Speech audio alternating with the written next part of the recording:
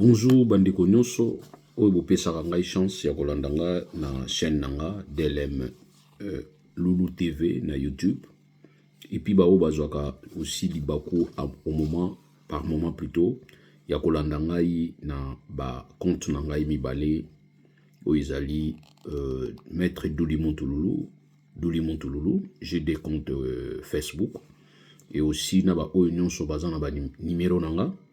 So bokoti na kati ya Facebook na ngai boluki bomona numéro na nga oyo nasalelaka toujours ya Kinshasa esuka na 37 na suka ezali Tigo bo enregistrer kombo na nga na kati ya ba WhatsApp na bino bosengi ngai demande bokomeli ngai na koyeba ko réagir to na koyeba ko enregistrer pe epa na ngai na kosenga epa na bino bo s'abonner na compte DLM Doulimutu TV DLM Lulu TV na YouTube et vous BTP vous activez P croche de manière à ce que à chaque fois que nazali ko sala ba vidéo bolanda ba vidéo toujours je dis que nazala kamaile ko lega batu belete nazala pe zoba nazala pe na ba défaillance nanga nazana ba limite nanga pourquoi parce que ta on a botama ka pa papa na maman na maternité ba botaki ngai na botama ka mutakala na rane loko moko na mutute et j'étais obligé d'apprendre tout auprès des autres. Et c'est ce que je suis devenu aujourd'hui aussi par rapport à la recherche ngai moko na kuma ko sala plus tard ndina meki ko zwa moya moke o ngana zana ngona zali ko partager na bino ezali ba point de vue nanga na portaka na bandi ko sala ngo lelote parce que bato ba komso kanisa ki na ko sala ngo parce que fona zala opposant ya Tshisekedi non Tshisekedi ayebi biso poto bandaka na bango déjà ensemble tant tous ko attaquer Kabila kona Tshisekedi azana Belgique aye ko rejoindre papa na ye et akuti pe bato bazaki sur le terrain bazaki ko lobela Kabila biso tozalaki bato zaki ko lobaka chaque fois na ba télévision vous avez ko landa biso je me rappelle toujours na pesa la mbote pa ya vie nanga papi Konzo na Desas TV et na ba chaîne mususu pe na lekaki na zaki ko leka ko pesa ba vie nanga o ezalaki yanga donc ce n'est pas aujourd'hui bo benganga oza aîné oza jaloux comme ça le oza tribaliste. J'ai répondu pour na Italie tribalisme mais c'est faux parce que quand j'avais encore cabinet nanga na maboko nanga je peux dire 85% bazalaki kasayen et bato bazalaki très proche nanga bazalaki ba kasayen et je travaillais avec ba kasayen donc avec les kasayen nous avons une histoire et j'ai toujours dit que je rentre au Congo je reconstitue mon cabinet qu'avec les gens avec qui on a travaillé qui n'a bango pour naïd ba mérite na bango ils étaient presque des kasayen donc oui bisanga naza tribaliste c'est faux pourquoi parce que aujourd'hui c'est démontré sur aucun niveau ba bureau na bino bozali komi benga boza ba tribaliste était beaucoup ba victime beaucoup ta réalité mususu kuna papa mwana noko cousin camarade bazali ko travailler attaque bazana titre té bazana statut défini mais bazana influence na ba bureau na bino yango moko alobisaki biso ke obolisa biso kombo ya ndeko moko ya Tshisekedi azana kati ya ba carré minute toyebi te kuna bazana ba partenaire invisible c'est-à-dire chinois azo travailler mais azana muto abengaka soki problème ye et tant ba ko benga muto wana tant muto na ko débarquer na bureau bo mona chef de division ya mine azo lenga azo suba na bilamba o mona ministre ya mine azali ko barboter ko loba ko senga même ba excuse azo benga pende ko ya mukonzi wana excellence tant to kenda ko négocier makambo oyo boyo kaka oya Mambasa on m'a demandé par un nage avocat général de la République na Gombe abengi ngana ba client ko bisanga ke bo kende pa excellence akoyamba bino pona makambo ba chinois na tuni excellence nani afanda kana limité na bibi na ninga ba kombo na onde ko Félix Tshisekedi ngabi akomi excellence azaka na poste ni na Congo non c'est un frère du président to benga eka excellence ngabi à toi magistrat un haut magistrat comme toi tu appelles un excellence mutozali ndeko ya Tshisekedi et puis tu me demandes na kende ko négocier na ye parce que y a un partenaire ba chinois donc voilà comment est-ce que le labyrinthe toi ni sala ba travailler baza apparent que okuna ono nani Christian Tshisekedi mining te kuneza la te on a compagnie mususu mais yaza na sima comme autorité morale donc wana izali makamto lobela ngo chaque fois to lobela ngo plus tard lelo na ninga lobela na Italie Et Sengo, tout ça, Nangolilo, il y a Koyoka que la République du Congo a commis élu comme membre non permanent. Il y a ONU, Organisation des Nations Unies. Ils ont Sengo Makasi. Ils allaient vraiment féliciter. Namoni Batum Sous Basepil Nango Makasi. Et tout le monde, même chef de l'État, qui a coupé sa flair. Et pas un ministre des Affaires étrangères. Les lobos, c'est pour permettre à deux parties. Parce que dans matière des amours et pelé ou tout va échanger na bino. Donc du coup tout ça là on a deux parties. Donc panza on deux parties na ça la système en 25 minutes. Je vais faire ça pour nous permettre à ce que na kangara bino 30 1 heure de temps. Donc ça là on a première partie, tu peux avoir le temps aussi sa première partie, deuxième partie au talango après mais avec comme recommandation oui ba ko s'abonner pour tous allez plus victimes il y a ba attaque tous allez ko joie il y a ba ko signaler. Et je ne sais pas pour quelle raison, mais nous sommes là en train de dire, c'est ce que nous disions toujours à Kabila. Mais avec différence à Kabila, quand on critiquait Kabila, lui notait, il y a un moment où Kabila comme maïe les makasi, pas ni, bah critique nous sur zozo, bah conseil nous sur zozo, zaroyo kakaka. Mais biso o tout ça la biso lelo, bazali koloba mingi ko sala moké. Mais or faut ko sala mingi koloba moké. C'est ce qui est important. Donc na kopanza monde wana pour s'abonner pour et permettre ngana mona ke moi intérêt ali.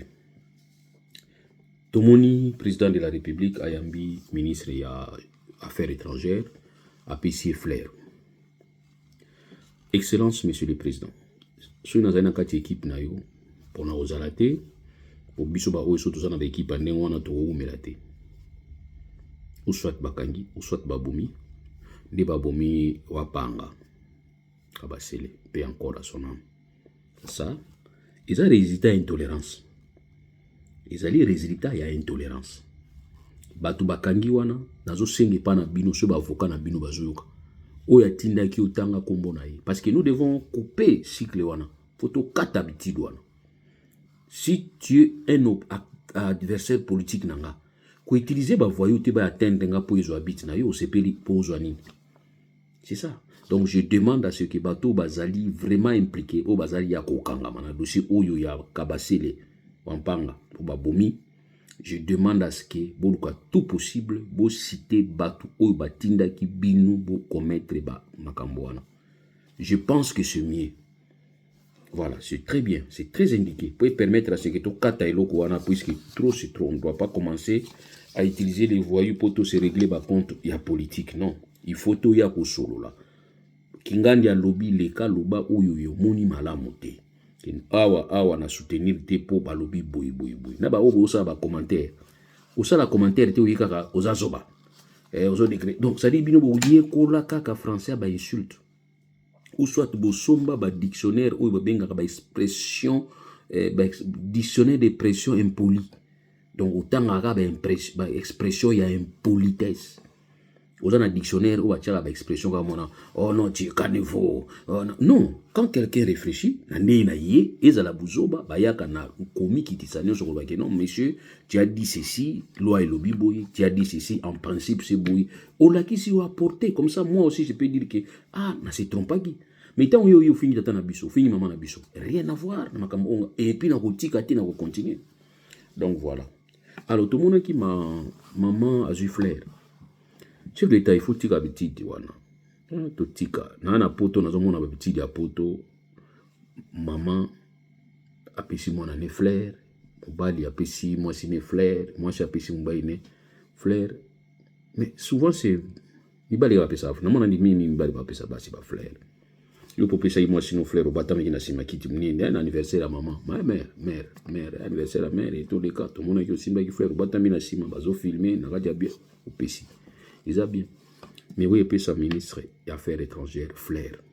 Ministre à moi aussi. Bon, je n'ai pas créé un conflit entre moi et mon baïna. Il y a créé un problème. Maman, Denise, vous avez déjà vos problèmes. Il y a rajouté. Mais j'ai trouvé ça hors institution. Il y a une institution. Il y a un individu qui a gâté. Depuis que tu as prêté serment, aux alara sous-sounet individu comme une institution. Il faut t'amour un protocole d'État. Il faut féliciter madame. Parce qu'à battre pour Nayo, à battre un bon travail. Quand elle revient, le mot félicitations, ça suffit. Madame, la ministre des Affaires étrangères, mes sincères félicitations, na travail abattu au Soukiwan. Ça, c'est le minimum. Le maximum, on a toute une chancellerie d'ordre national. On peut que chancelier d'ordre national, on peut sa maman. On peut essayer. Natala film moi lui de finesse à Fantomas. A d'autres na mère. Bon, donc ça dit médaille. On peut essayer médaille. Na musala où y a battre. Mais avec le PC Flair, dans le conseil des ministres, c'est ici maintenant je voudrais dire que vous savez ni dans le conseil des ministres. Vous discutez de quoi dans le conseil des ministres? Est-ce que vous savez que la constitution autour il faut que les chefs de l'État basent la collaboration dans le gouvernement. La collaboration pour le programme. Oyo premier ministre a même un niveau et ensemble pour défendre yango. Donc ici on dit que ministre non soit chef na département na yi mais azali ko la politique ya gouvernement. Donc je suppose madame Wanière, félicitations encore parce qu'il faut te féliciter yo. Azali ko la politique na yeti. Azali ko la plutôt politique ya gouvernement. Donc s'il faut développer sa félicitation en principe il faut que félicitations et pas à madame Judith madame Judith Soumounia. Fallait yenda à félicitations. Mais pour nous personnifier en côté comme c'est un statut comme ils allaient poster où ils allaient moutou ils sont différents na poste où yo parce que poste na yo ils allaient yonde institution. Par contre institution gouvernement ce n'est pas madame Premier ministre ndaza institution gouvernement mais yaza membre na kati ya gouvernement mazali chef ya gouvernement. Normalement fallait le gouvernement mobiliser la messieurs na auto benga kana solidarité gouvernementale parce qu'on suppose c'est pas un seul travail à mon côté, ils allaient travail collectif et on suppose que ba décision minene ou madame akene ko appliquer na niveau ya ba diplomatie na ils allaient politique ou ils allaient qui débattre na niveau gouvernement. Parce qu'il y a toute une ordonnance portant fonctionnement, il y a gouvernement, la collaboration, il y a gouvernement, il y a président de la République.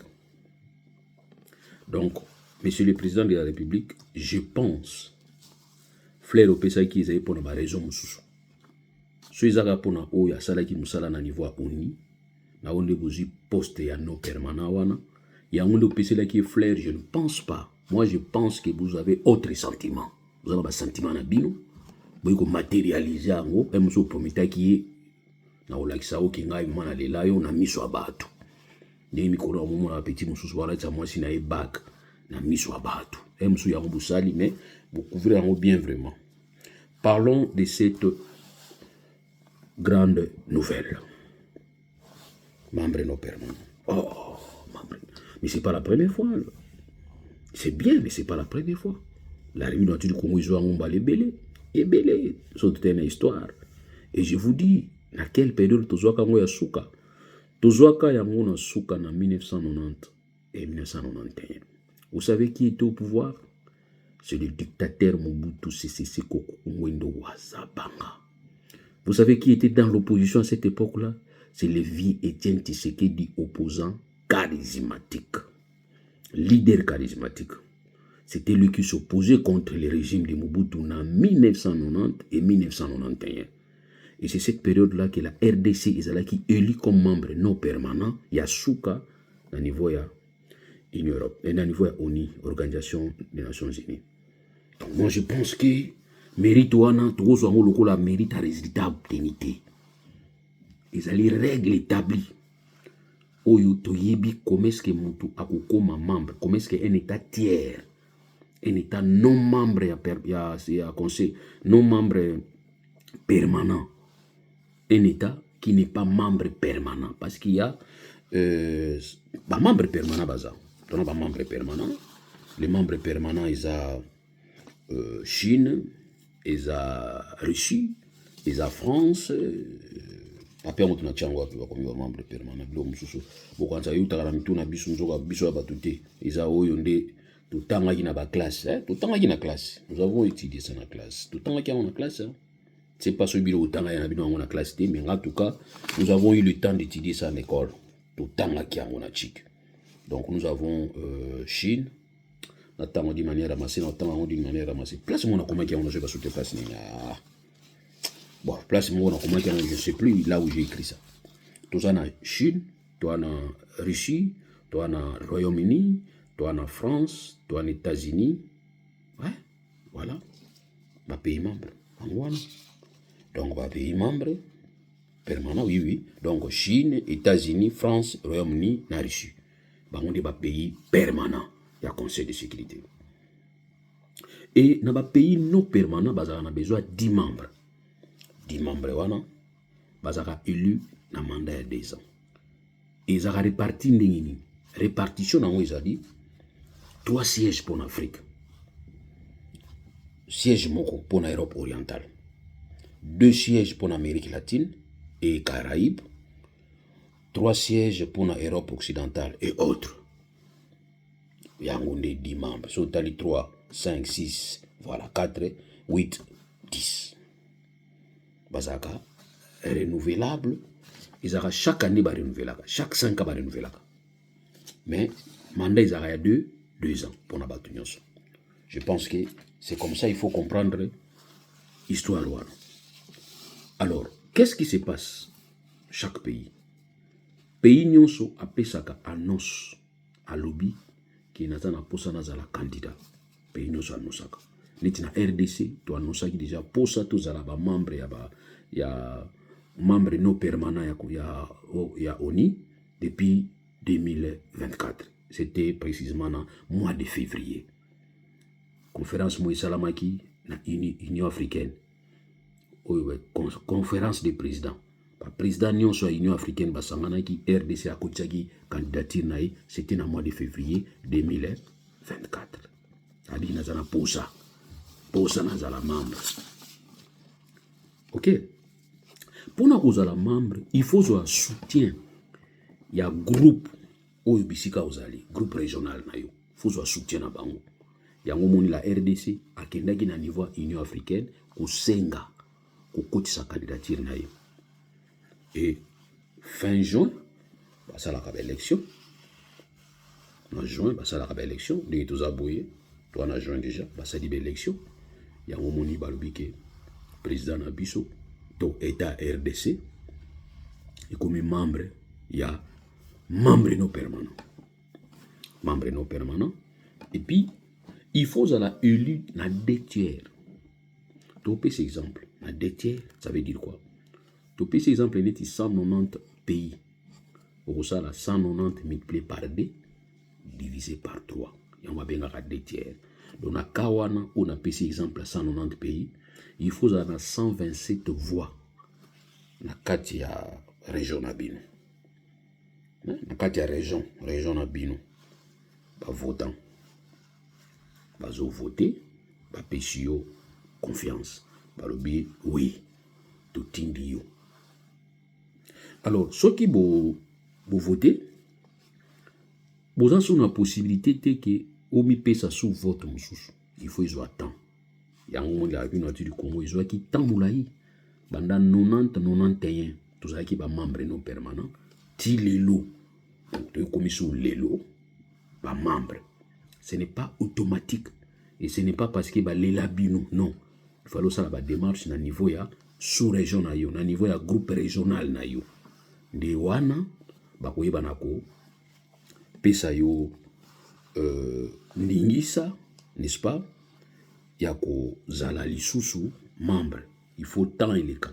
Tant et les cas, parce qu'il faut respecter rotation. Il y a d'autres pays qui doivent être. Pour il faut que les résultats à makasi. Non. Nous avons vu pays comme Libye, période de Kadhafi, membre non permanent.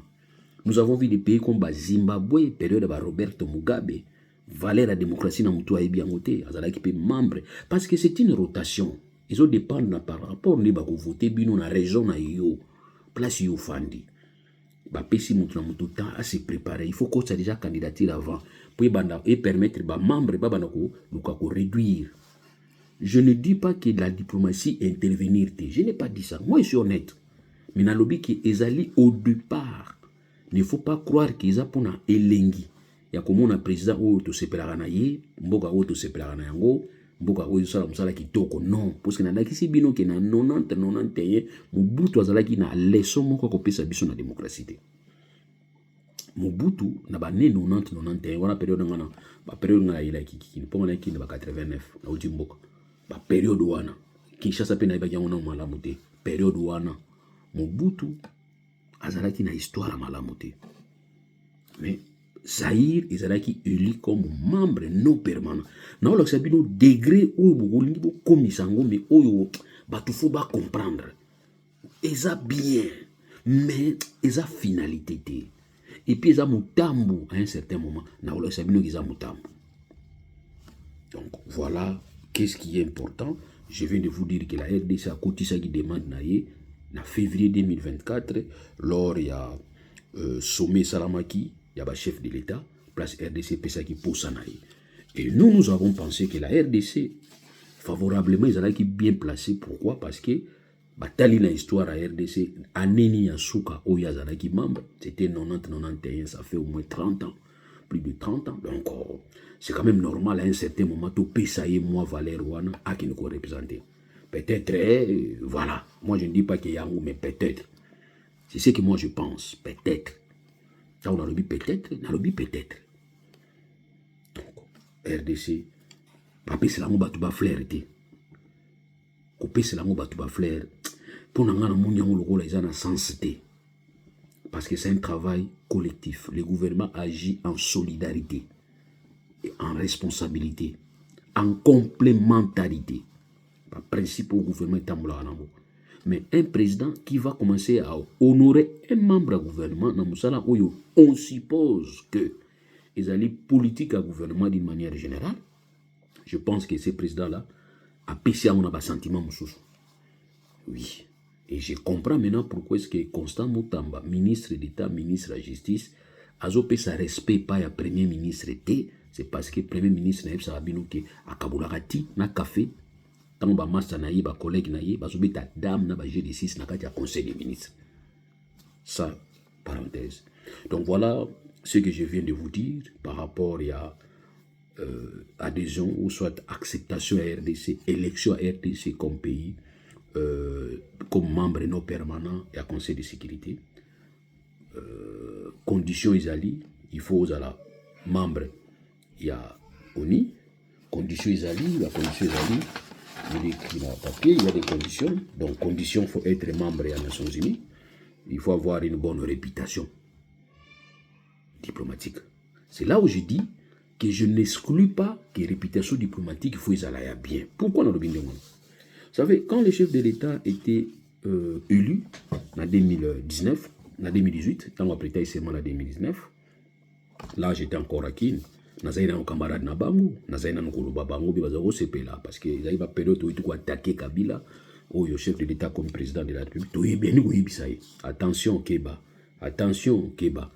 Keba, nzela ozo wana na Kabila ko sala ka FCC cash tozo sepela na ngoti za clarté. Et bato babani ko yembela ina prestation seulement papa lobaki le peuple d'abord. C'est-à-dire c'était une façon bato neti ba monaki. Qui danger mouizoya on a mbalo nenga yiko yamba Kabila na ba déclaration au bazo loba déjà par rapport à Kabila ce qui vient tient nazala qui a accepter ngote mais to ebisa ki bango déjà ils avaient pas période to ebisa bango attention nzela bozo kota na ti tant to mona que trop c'est trop to ebisa bango bon minduki oto simba ki to attaquer Kabila na ba comportement oyo bino to sala lelo to continuer ko utiliser minduki wana ya moment to continuer ko utiliser contre Tshisekedi. Mais période où vous vous rappelez, ils ont dit tant que chef d'État comme Balamoko a prêté serment, ils avaient à moi des gens février, mars 2019, conflit Mouzalaki entre Ouganda et Rwanda. Maintenant il faut retrouver médiateur. Union africaine et Poni Tshisekedi. Comme vous êtes très proche na bango, c'est-à-dire en termes de frontières, et puis période où on a to bongisa ki mo mke relation entre na Rwanda, boyibi. Yonani, Oboya Kagame, période où on a mon relation est moins bien, et puis période où on a na Ouganda, tu as mis un problème, il n'y a pas problème parce qu'il y a Ouganda na RDC on est libala oyo, bayo kanate babota la bana. Papa na maman babunda chaque jour babota la bana chaque année. de mwana biso na donc to bundaka na biso chaque jour to botaka bana chaque jour yeba relation na te ya ba relation ba famille ba libala wana to kotaka te ndingi moko na Uganda na RDC to kotaka makambo Uganda na RDC te to suki to ke na deuxième partie